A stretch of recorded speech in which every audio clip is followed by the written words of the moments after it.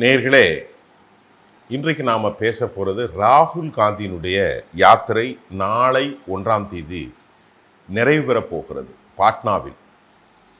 தற்போது வரை ராகுல் காந்தியுடைய பிரச்சாரம் ஏற்படுத்திய தாக்கம் என்ன? இது ரொம்ப முக்கியமான ஒரு அனலைஸ். ராகுல் காந்தி பப்புவாக இன்னும் தொடர்கிறாரா இல்லது பகீரத முயற்சியில் வெற்றி பெற்றிருக்கிறாரா? இந்தியா கூட்டணியினுடைய இணக்கமும் புதிய வரவும் தலைமையும் ஸ்டெட்ஃபாஸ்ட் உறுதியான நிலைப்பாடும் என்ன? நம்ம நிறைய பேச போகிறோம்.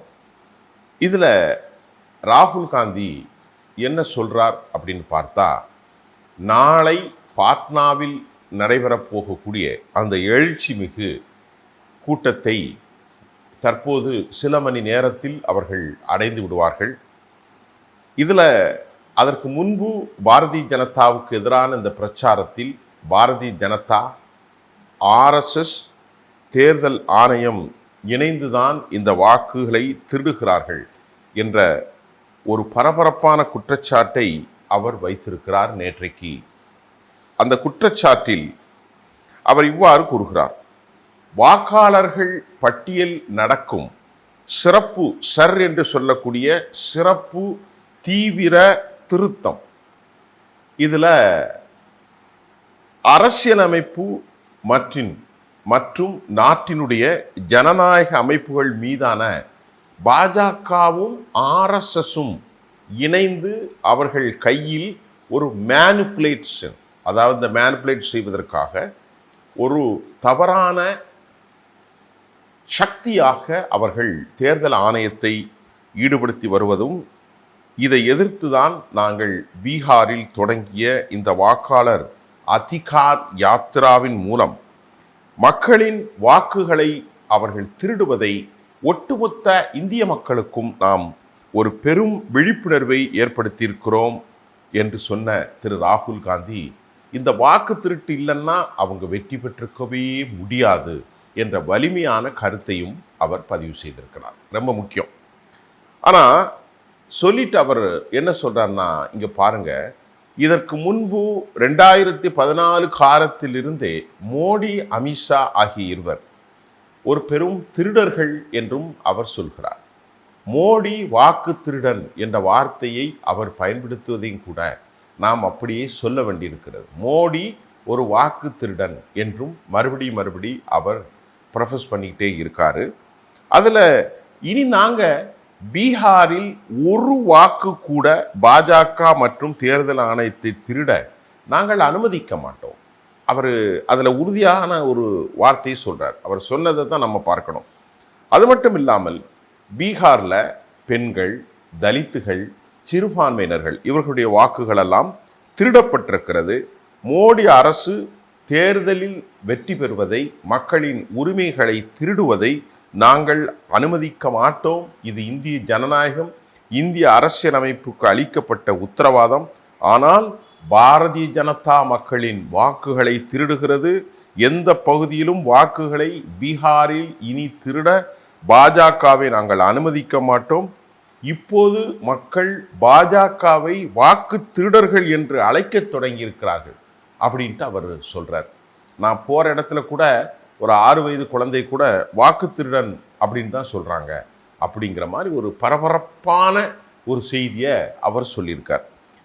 ராகுல் காந்தி மறுபடி என்ன பேசுறார் அப்படின்னு பார்த்தா, நான் முதல்வர் வேட்பாளர் என்று தேஜஸ்வியினுடைய பின்னால் மக்கள் திரளுகிறார்கள். அது ஒரு பக்கம் போய்கொண்டிருக்கிறது.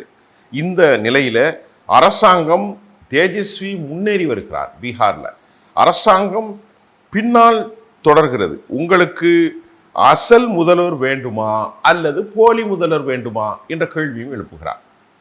என்ன கேட்கிறார்னா, போலி முதல்வர்னா எதுவும் இயலாமல் வயது காலத்தில் உடல்நிலை நலிவுற்று மனநிலையும் பாதிக்கப்பட்ட நிதிஷ்குமார் வேண்டுமா, ஒரு நல்ல வைப்ரண்டான இளம் வீரனான தேஜஸ்வி வேண்டுமா என்ற கேள்வியை திரு ராகுல் காந்தி திருப்பி எழுப்புகிறார். நாளை நடக்கக்கூடிய அந்த பிரமாண்டமான பேரணி, நாளை 1ஆம் தேதி நடக்கக்கூடிய அந்த பேரணியிலே ஒரு பெரும் செய்தி ஒன்றை அவர்கள் சொல்ல போகிறார்கள். ஆகஸ்ட் 14ஆம் தேதிக்கு பின்பு பீகார் மாநிலம் சாசாராமில் இருந்து தொடங்கப்பட்ட இந்த யாத்திரை தான் 28 மாவட்டங்களை அடைந்து நாளை 1ஆம் தேதி பாட்னாவிலே அவர்கள் கூட இருக்கிறார்கள். இந்த கூட்டத்தில் இதில் நம்ம முக்கியமாக பார்க்க போகிறது, இந்த பிரமாண்டமான பேரணியில் யாரெல்லாம் கலந்து கொள்ள போகிறார்கள்? திபங்கர் பட்டாச்சாரியா, அதே மாதிரி முகேஷ் ஷாஹ்னி, திரிணாமுல் காங்கிரஸில் இருந்தும் கூட கிரிக்கெட் வீரர் கலந்து கொள்ள போகிறார் என்ற தகவலும் வந்திருக்கிறது. காங்கிரஸ் கட்சியின் சார்பில் திரிணாமுல் காங்கிரஸ் கட்சியின் சார்பில் கிரிக்கெட் வீரர் யூசுப் ஃபதான், அதே மாதிரி வலிதேஷ் திரிபாதி ஆகியோர்கள் கலந்து கொள்ள போகிறார்கள். ராகுல் காந்தி, அகிலேஷ் யாதவ், சமாஜ்வாடி கட்சி தலைவர்கள், ஏராளமான மக்கள் நாளை இந்த கூட்டத்திலே பெரும் திரளாக கூட போகிறார்கள் என்ற செய்தி வந்திருக்கிறது. சமாஜ்வாடி தலைவர் அகிலேஷ் யாதவ், அது மட்டும் இல்லாமல் ராகுல் காந்தி உடைய சகோதரி பிரியங்கா காந்தி, இப்படி நிறைய பேர் ஏற்கனவே கலந்து கொண்டு அவர்கள் ஒரு வலுவான செய்தியை இந்தியா கூட்டணியினுடைய தமிழக முதல்வர் மு.க. ஸ்டாலின் எல்லோருமே கலந்து கொண்டார்கள். இதில் அகிலேஷ் ஏற்கனவே நாம் அச்சப்படுவதையும் சொல்லியிருந்தோம். நாளை நிறைவு நாளில்தான் கம்யூனிஸ்ட் கட்சி தலைவர்களும் திரிணாமுல் கட்சியினுடைய சார்பிலும் அதே போன்று ஏராளமானவர்களும் நாளை கலந்து கொள்ள போகிறார்கள். இதில் அவர் சொல்றது மிக முக்கியமாக எடுத்து வைப்பதை இன்னும் சில பாயிண்ட் இருக்கு, அதை நான் உங்களுக்கு இப்போ தரப்போறேன். அதில் அவர் என்ன சொல்றார் அப்படின்னா, நரேந்திர மோடியை பற்றி சொல்லும்போது அவர் ஒரு மோசமான வாக்கு திருடர், திருடியே வெற்றி பெறுகிறார். இது நரேந்திர மோடிக்கும் அமித்ஷாவுக்கும் இந்திய தேர்தல் ஆணையம் பெரிய அளவில் உதவி செய்வதாகவும் அவர் கூறினார். முதன்முறையாக 2014 இருந்தே இந்த திருட்டு ஆரம்பமானது. அதற்கு பின்பு 2014 அவர்கள் தேசிய அளவில் அதை செயல்படுத்தினார்கள். முதலில் சில மாநிலங்களில் செயல்படுத்தியதை, அதற்கு பின்பு தேசிய அளவில் இந்த திருட்டை அவர்கள் சொன்னார்கள். இந்த குஜராத் மாடல் என்பதே வாக்கு திருட்டு தான். இது பொருளாதார மாடல் ஒன்றுமல்ல, இது வெறும் வாக்கு திருட்டு மாடல் என்றும் திரு ராகுல் காந்தி ரொம்ப கடுமையான ஒரு வார்த்தைகளை அவர் வைத்திருக்கிறார். அது மட்டும் இல்லாமல் அவருடைய கூட்டங்களில் சொன்னது, மத்திய பிரதேசம், ஹரியானா, மகாராஷ்டிரம் ஆகிய மாநிலங்களில் அவர்கள் தேர்தல்களில் இந்த மாதிரி திருடுனாங்க, நாங்கள் அமைதியாக இருந்தோம், கையும் களவுமாக பிடிக்க எந்த ஒரு ஆதாரமும் எங்களிடத்தில் இல்லாத நிலையில் நாங்கள் அமைதியாக இருந்தோம்.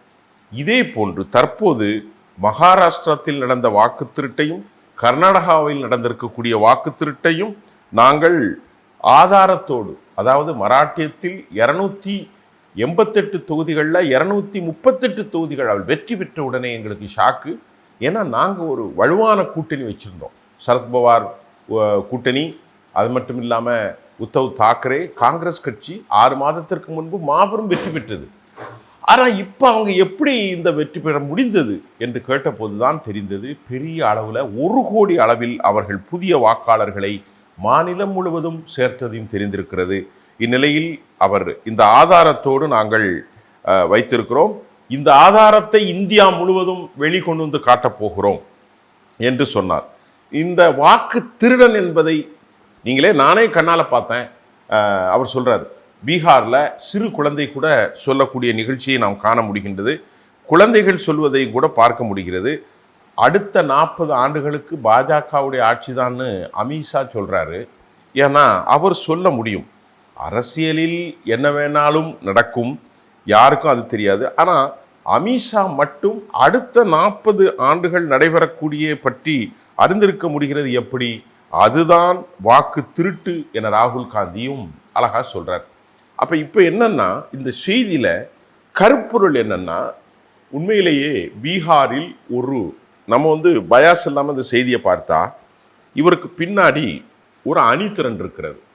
அதுக்கு கன்சாலிடேட்டா யாதவ்கள், தலித்துகள், முஸ்லீம்கள், அது மாதிரி ஏற்கனவே இருக்கக்கூடிய எம்பிசி வாக்காளர்கள், இவங்க அங்கே பெரிய அளவில் அவர்கள் ஆதரவாக திரண்டிருக்கிறார்கள்.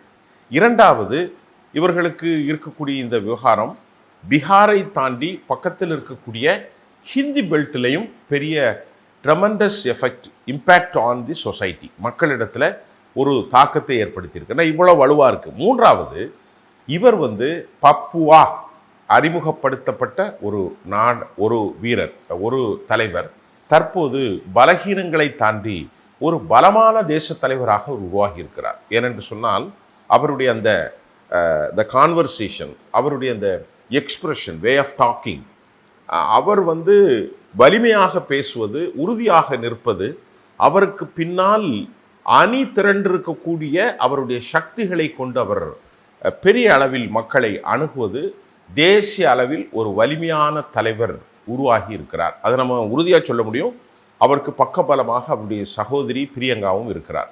அது மட்டுமல்ல, இந்த விவகாரங்களை எல்லாம் வெளிக்கொண்டு இந்தியா அளவில் இந்திய கூட்டணிக்கும் இனி இவரை ஓவர்கம் செய்ய முடியாத அளவிற்கு ஒரு தலைவராக உருவாகியிருக்கிறார். அதன் விளைவுதான் அகிலேஷ் யாதவ், தமிழ்நாட்டிலேருந்து திமுக, பட்டாச்சாரியா, அது மட்டும் இல்லாமல் மமதாவுடைய கட்சிகள், எல்லா கட்சி தலைவர்களும் இவருடைய செயலுக்கு முழு ஒத்துழைப்பு கொடுத்திருப்பதையும் நாம் பார்க்கிறோம்.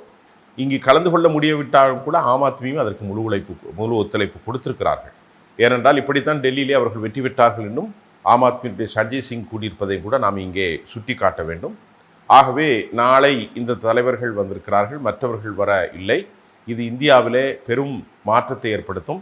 பீகாரில் மறுபடியும் ஆதார் மூலம் சேர்த்திருக்கிறார்களா, உறுதியாக அவர் சொல்வதற்கு பின்னால் என்ன விவகாரங்கள் இருக்கிறது என்பதெல்லாம் நாம் இந்த மாதிரி கிடைக்கக்கூடிய சோர்ஸை அனலைஸ் பண்ணி அடுத்த செய்திகளோடு நான் உங்களுக்கு தர காத்திருக்கிறேன். நன்றி.